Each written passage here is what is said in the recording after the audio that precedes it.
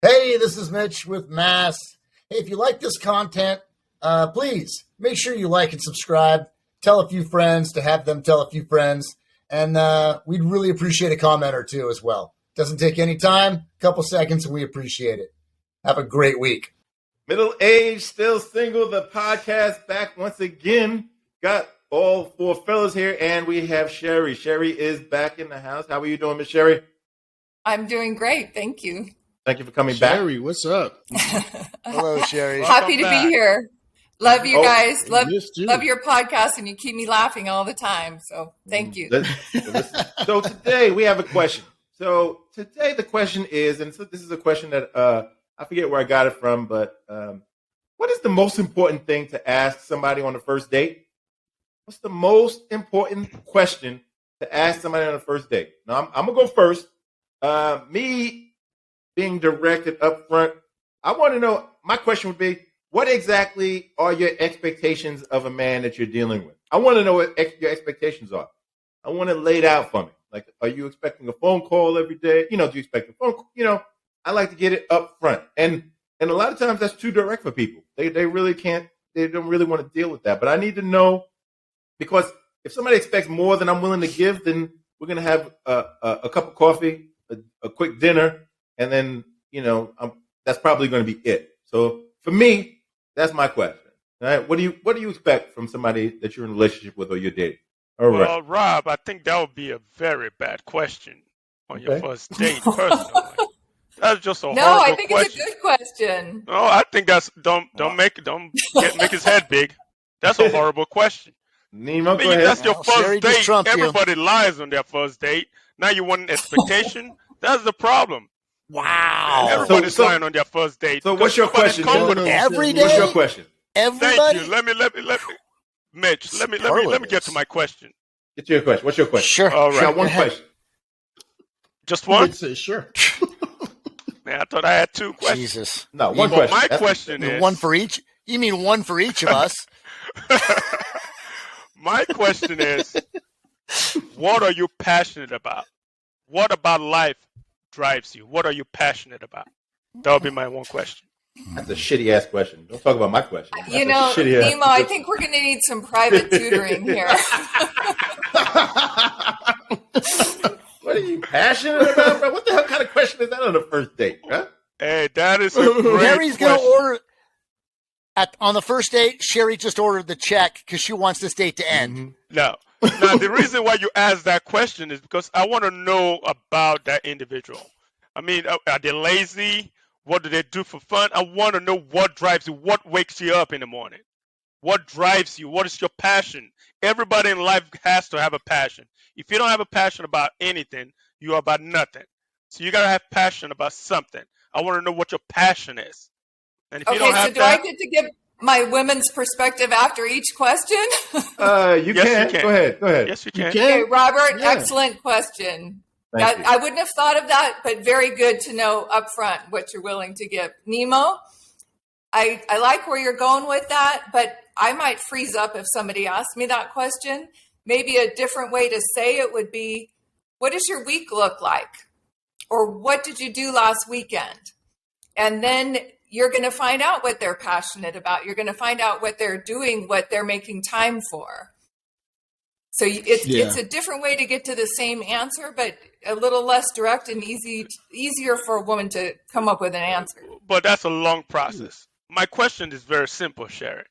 What are you passionate about? I like waking up. I like playing basketball. I like doing this. I like it. It's a conversation. It's not something where I'm not trying to rephrase it. It's a simple question. What do you like to do? What are you passionate about? A woman just told you it doesn't work. Wait a minute. Wait a minute now. I have my own opinion too.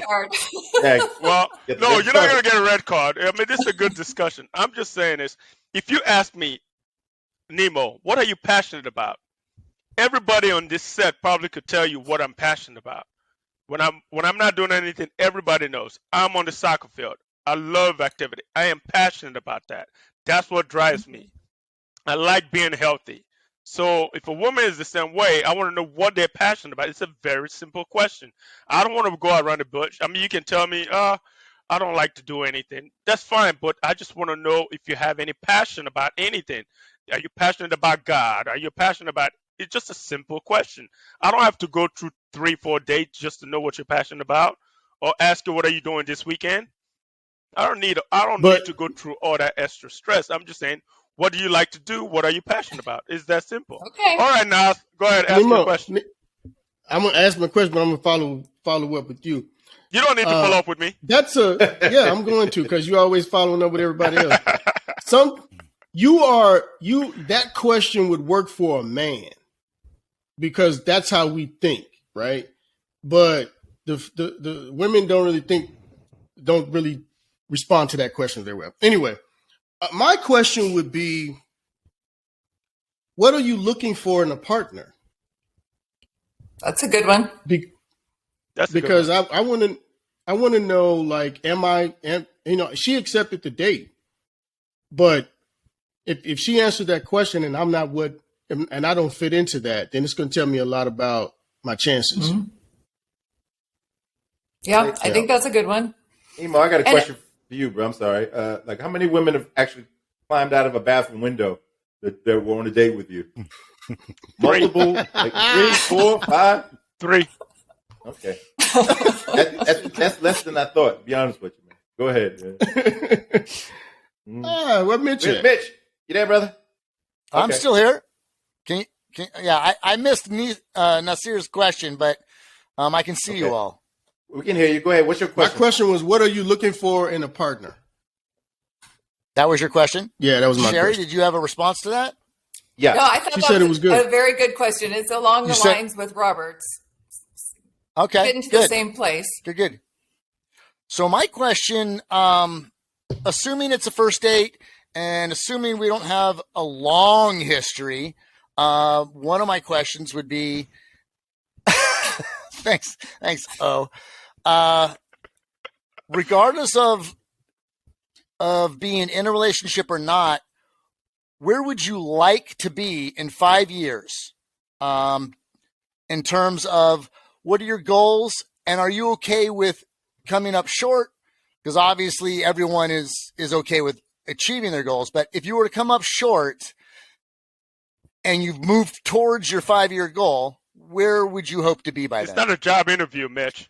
I was about to say, I hate to say it, but I was about to say the same thing, bro. This is a date, not a job interview. I was like, I'm going to stick it. I'm going to stick up for you, Mitch. more important than a job. I'm going to stick up darling. For you. We're all middle-aged, right? And I think Mitch and I are the oldest. Mm-hmm. My goal right now, everything I'm focusing on is retiring. I'm saving my pennies. Yes. You know, I hear Robert saying I'm not here for a long time. I'm here for a good time. I want my good time to start sooner than later. I've been raising kids. I'm ready to retire. So I don't want to date a guy who's a workaholic and his biggest passion is his job. I want a guy who's close to retirement and is going to be able to go play with me because it's my time to go play. So I'm with Mitch on that. And my question would be very similar. You know, assuming you've already asked them what they do, how many kids they have, all of that stuff. You know, and for, you know, knowing what I know about each of you, Mitch, you might want to ask somebody, are you tied here? Are you willing, you know, are you looking to move somewhere else? You know, if a woman is here with her kids. That's what I like. Right. Yep. That's what I like about that question is it's going to lead to far more information than just the answer to that question. Right. But it's going to lead to exactly what you were just now talking about. Yeah, that's because it was going around the question before you actually asked. Hey, shh. He's got the red card. Mitch got his own red card now. His question was, where will you be in 5 years? So my question would be something similar, but because you guys already took all those good questions, I'm gonna go in a different direction. A lot of people say, you know, we're middle-aged, right? How long have you been divorced? How long have you been single? And someone might say, oh, I've been divorced since 2016. My question would be, what have you done since then? And where I'd be going with that, I might not say it in those exact words, but a lot of people talk about they've been divorced for 6 years.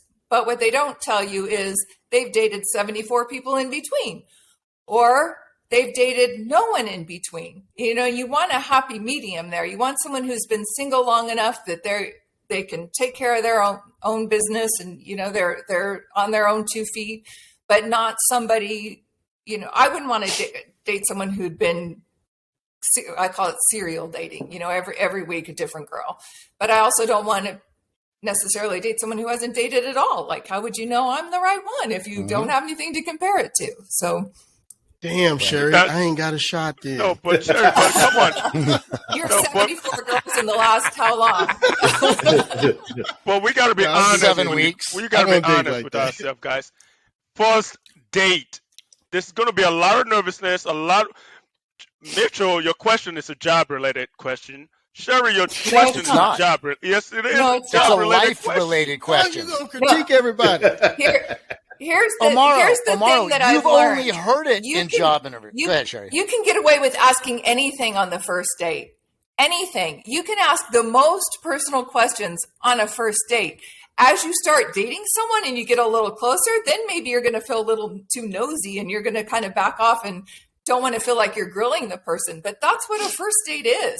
And if I ask a guy a question and he can't answer me, or I feel like his answer was shady, that's going to tell me what I need to know.